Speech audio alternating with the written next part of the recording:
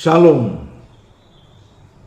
salam sukacita untuk kita semua, sahabat yang berbahagia. Pada saat ini kita boleh menikmati apa yang Tuhan ajarkan kepada kita mengenai manusia hidup bukan oleh karena roti saja. Saudaraku yang dikasihi oleh Tuhan, bahwa ungkapan ini yang disampaikan oleh Tuhan Yesus ketika Tuhan dicobai oleh iblis, dan dia mengatakan kepada iblis bahwa manusia hidup bukan oleh karena roti saja. Firman-Nya yang terdapat dalam kitab Injil Matius pasal yang keempat ayat yang pertama sampai dengan ayat yang keempat. Firman Tuhan berkata kepada kita, maka Yesus dibawa oleh Roh ke padang gurun untuk dicobai iblis. Dan setelah berpuasa 40 hari dan 40 malam, akhirnya laparlah Yesus. Lalu datanglah si pencoba itu dan berkata kepadanya, jika engkau anak Allah, perintahkanlah supaya batu-batu ini menjadi roti. Tetapi Yesus menjawab, ada tertulis, manusia hidup bukan dari roti saja, tetapi dari setiap firman yang keluar dari mulut Allah.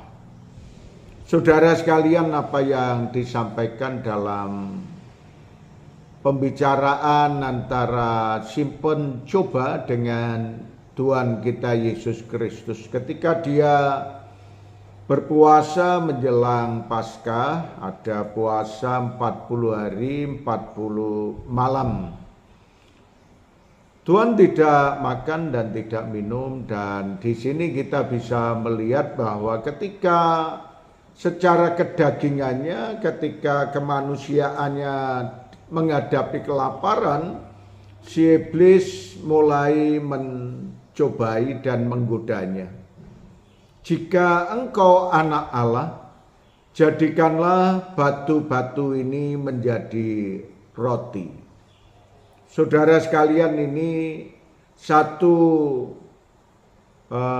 ungkapan yang disampaikan dari kuasa si iblis kepada Tuhan Yesus Kristus. Tetapi kita tahu bahwa jawaban dari Tuhan sangat luar biasa, bahwa jika Tuhan menjadikan batu menjadi roti, pasti dia akan berkata, pasti bisa karena dia adalah anak Allah.